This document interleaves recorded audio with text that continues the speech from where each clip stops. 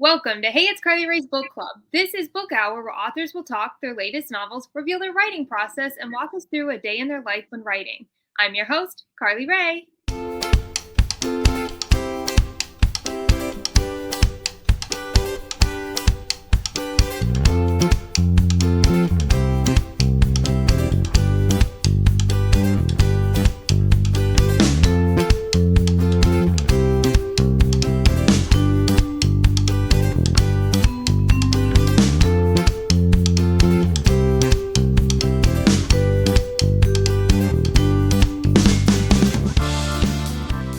Today, author Jessica Olson joins us to chat about her latest book, A Forgery of Roses.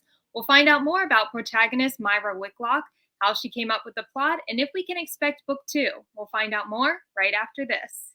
Welcome, Jessica. I'm so excited to have you on Book Hour. Tell us where you're joining us from. I am in Texas. Is it cold there? Is the weather good? Actually, it's really beautiful right now. It's like we finally got spring. It's like in the 70s, so it's gorgeous.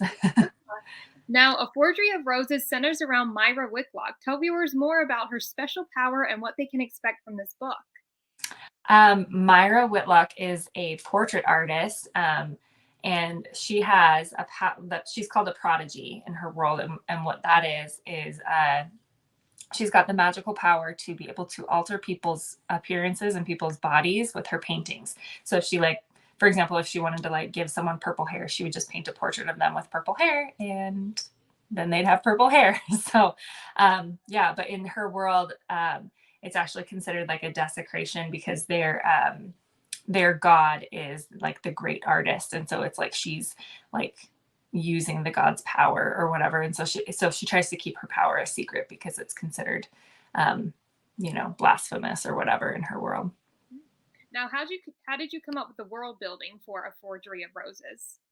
Well, it all kind of just started with the magic. So when I came up with the idea for the magic to do something based in painting and artwork, I kind of built from there. And like, how would our world be different if this magic existed? And it kind of built from there. And so what kinds of things would people believe if there were people who could do this kind of magic, and what kinds of rumors would there be, what kinds of things would happen in the cities, and what would people do to get their hands on this power and stuff like that. So it was very much loosely based in our world and in reality, like a historical version of this world, but then with like incorporating the magic and how that would alter things. So now, do you paint? Is that how you came up with it? I'm actually only like an amateur painter. I've never actually like been formally trained or anything. So it actually required quite a bit of research to do the oil painting part, but it was really fun to learn all about that. So now, do you have a favorite character? Lucy is my favorite character from the book. She's Myra's little sister, and she's a little genius spitfire. I love her. She's super fun, and she's super fun to write. So now let's talk the title and the cover. Was it always called A Forgery of Roses, and were you involved in the cover design? Actually, it was not always called A Forgery of Roses. It went through a couple different titles. I'm actually really, really picky about titles. I have a really hard time like narrowing down what I want a title to be, just because I really want to have a kind of vibe that goes with the book, but it also sounds pretty on its own. And so it took me like months to come up with the title for this book. And actually there were no roses in the book originally, like the first few drafts. And it wasn't until I came up with the title, A Forgery of Roses, that I was like, I guess I need to add roses to the book so that it'll fit the title.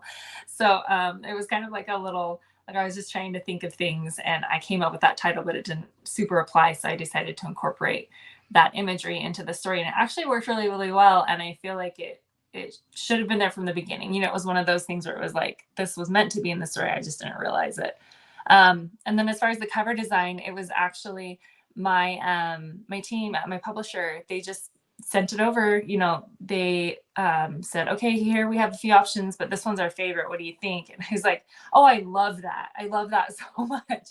And they're like, do you want any, do you have any any comments for the artist? Like, do you think anything needs to be changed? I'm like, nope, I love it the way it is. It's great. So basically, like, their initial idea is what we ended up with because I loved it so much. So yeah. It is a great cover. I wouldn't have changed it either. Yeah, I loved it so much. It was like when I remember like opening the email and seeing it, I was just like, oh, it's so pretty. So I was really excited. Yeah. Now, will A Forgery of Roses have a sequel? So it was written to be a standalone. I do have other ideas that maybe I'll explore someday in the future. If readers really are clamoring for more or whatever, we might revisit it. But for right now, it's just a standalone. Well, there you have it. You heard Jessica talk all things A Forgery of Roses. Stay tuned because when we come back, we'll find out more about Jessica's writing process. Welcome back to Book Hour. I'm your host, Carly Rae, here with author Jessica Olson. Now, Jessica, did you always want to be an author?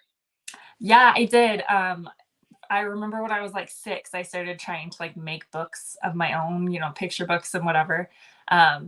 And I didn't realize it was like a job you could have. I just thought it was like a thing that you could do for fun. I don't know. And it wasn't until I was like 10 or 11 that I realized that it was like a job that people could do. And like when people ask, what do you want to be when you grow up? I could say author. And that was like a thing that I could do. And so when I was about 11, that's when I started trying to write like novel length books. They didn't end up being, I think my first books when I was like 11 were like 70 pages long, like not crazy long, but it was from, basically as soon as I learned how to read, I wanted to be an author. And so it's kind of surreal that that's still what I want to do, like so far later. Yes. Now, have you taken any of your ideas you wrote when you were 11 and put them in new books now?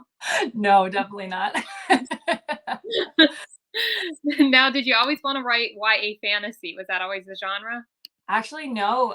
The first several books that I wrote were when before I got an agent, before I kind of broke into the industry.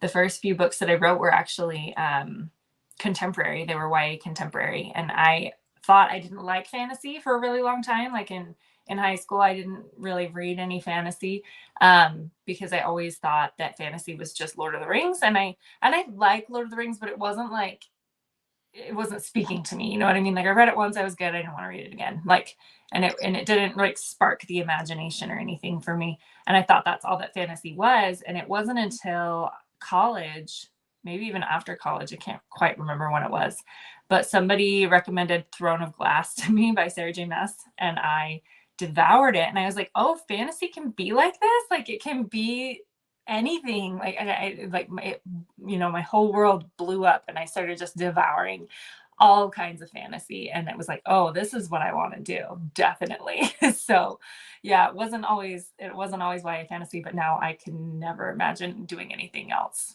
Yeah, and I know Sarah J. Maas's books are like on Book Talk and yeah, and everybody's like, if you haven't read fantasy, start here. So yeah, I think that's like the gateway drug to fantasy.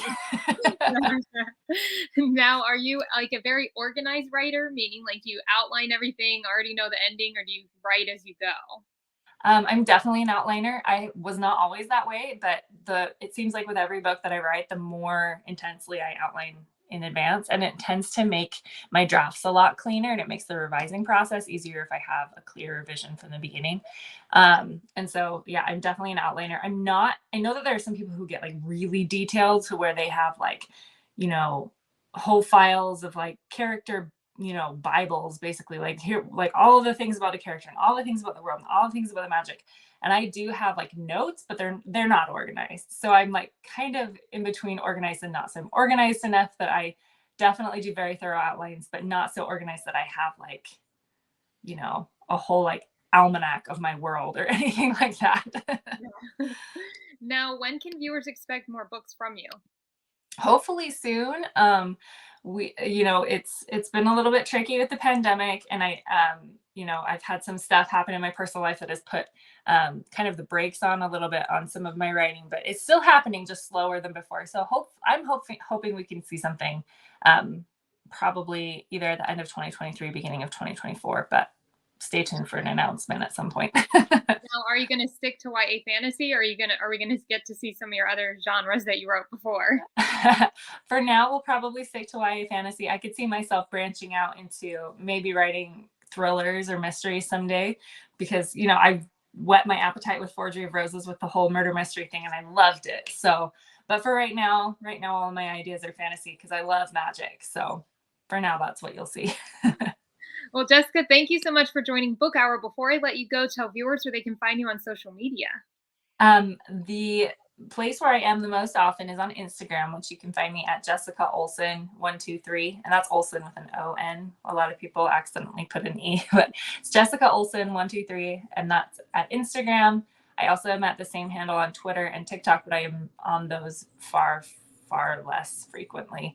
And then also, if you go to my website, jessicasolson.com, you can sign up for a newsletter to get semi-regular updates about, all things with my books and stuff. So that'll be where you can stay up to date the best.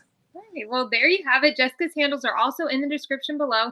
Jessica, thank you so much for joining Book Hour. And for those watching, I hope you have a great day. Thank you so much for having me.